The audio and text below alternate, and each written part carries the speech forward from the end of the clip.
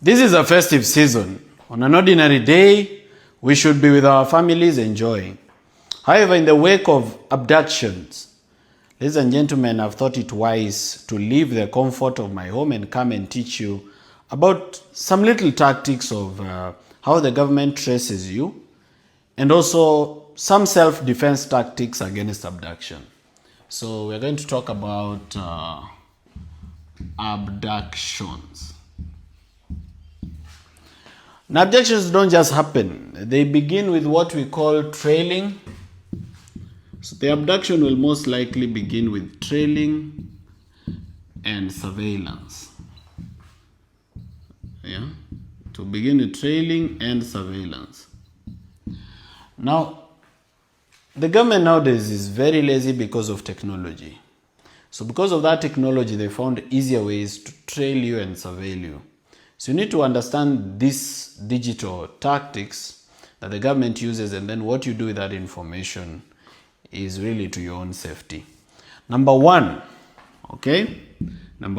Safaricom or any line whatsoever, but most notoriously Safaricom. Now, if you have a Safaricom SIM card, how a SIM card works is that it communicates to the nearest cell tower.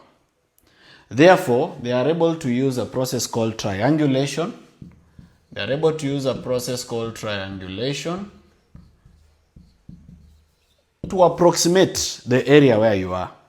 And the people do this mostly is NIS and DCI, a department called CRIB. So there's a department in DCI, it's called the Criminal Research and Intelligence Bureau, and there's the National Intelligence Service. So mostly they are the ones who are going to do this because they have back-end access to Safaricom. And because they have that back-end access, they are able to trace your location. Na inakujanga kama Google Map pin. So they're able to follow that pin to an approximate of where you are. So you need to know this about the Safaricom line. So if you're up to something or you know that you're being trailed, you may need to remove your line. Now there's another thing I need to tell you about your Safaricom line.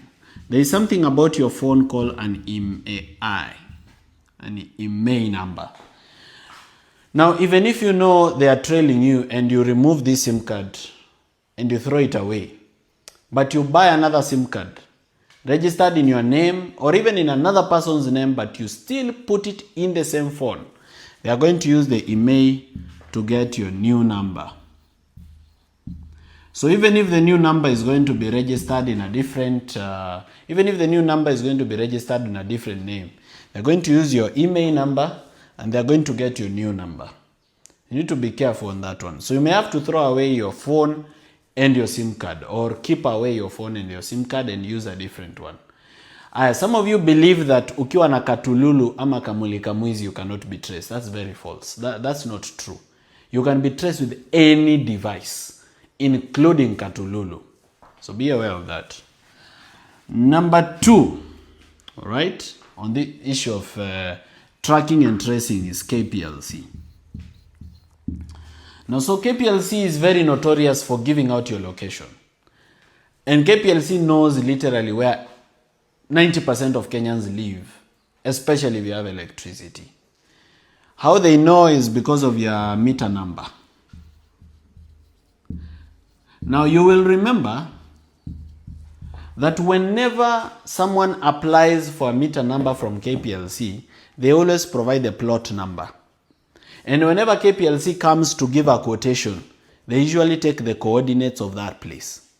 So because of this meter number and because of the national grid of the KPLC, they can use your meter number where you pay tokens to know your house.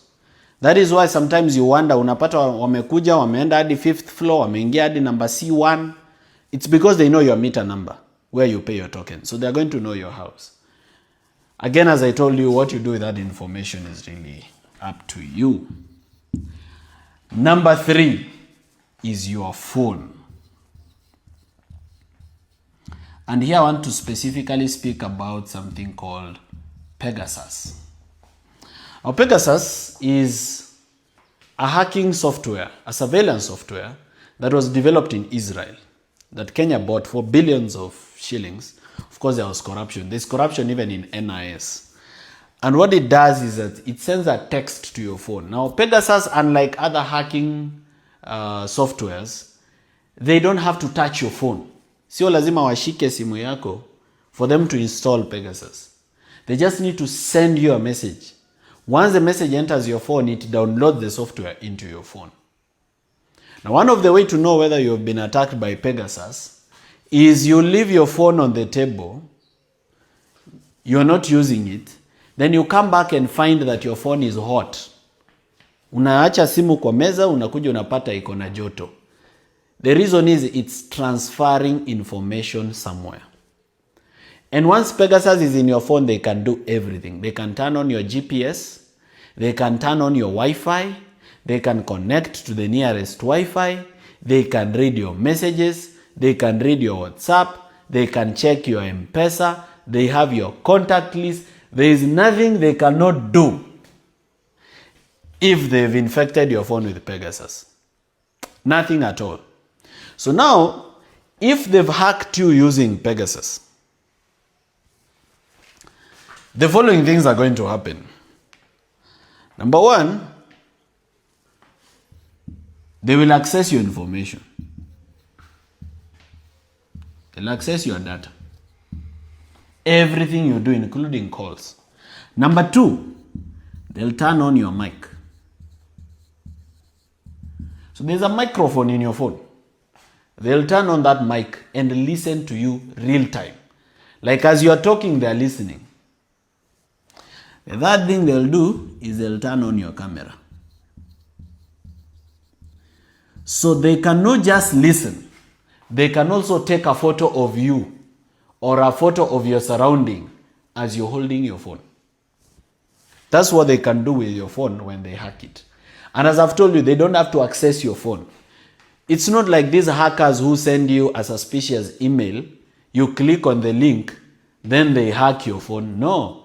This one, if they send it to your phone, you don't need to do anything. They've hacked it. Now, if you have the following things in your phone, you need to be careful. Number one, a loan app. A loan app.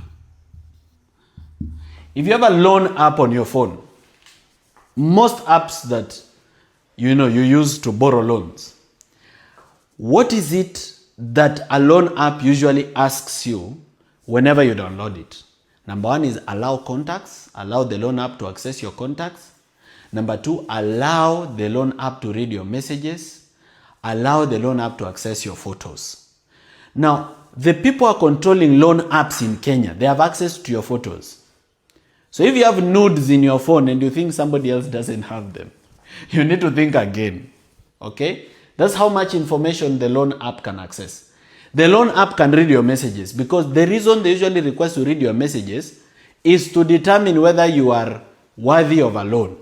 So they'll see your messages, maybe how many other loan are you borrowing from other places. Are there people who are asking you to pay them back money that you've taken from them? From your messages, they are able to know what business you do and what you are involved in. Imagine this is personal data that they are accessing inside your phone. So if you have a loan app, you should know that everything that goes on in your phone, there's a likelihood that the loan app servers have it. Okay? Number two, a dating app. They can either read your messages inside a dating app or they can come to you as a person wanting to date you. Now, the government has limitless resources and NIS is allocated an unlimited budget of billions of shillings. And because people are greedy, sometimes they usually steal that money. But whenever they put it to good use or to bad use, whichever the case, they can actually send someone to date you. It can be a lady, it can be a gentleman, it can be anything, depending on who you are and what you like. So they cannot lack $1 million or 200,000 or 50,000 or 10 million to give to someone to date you. In fact, they themselves, they have beautiful ladies and handsome gentlemen who can be given a quick Range Rover. They come and show you a lot of razzmatazz and glamour. You fall in love, and they start surveilling you. So they can either do it to surveil you for information, or they can do it to kill you. So death is also a possibility. So dating app number 3 is Google Maps. Now if you have Google Maps on your phone, just go to the settings, you'll see something called Google Timeline. And if your Google Timeline is on, itakuchorea everywhere you've gone with a blue kind of thing. So if this is Google Timeline, it's going to show you everywhere you've been to. Itasema ulitoka hapa, ukakuja Umoja, ukaenda town, ukakuja Donholm, ukakuja West, ukateremka Mombasa Road, Mlolongo. It's going to draw everything every day, not just one day.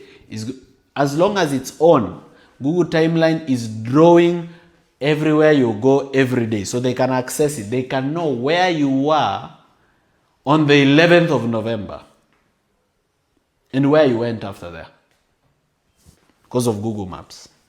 All right. Number 4. I'm now telling you about the kind of apps which, if you have in your phone, they're going to be dangerous.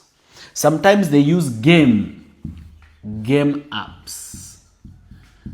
So sometimes you may download a game app thinking that you've downloaded an app for a game, but this app is accessing other information around your phone. So it's a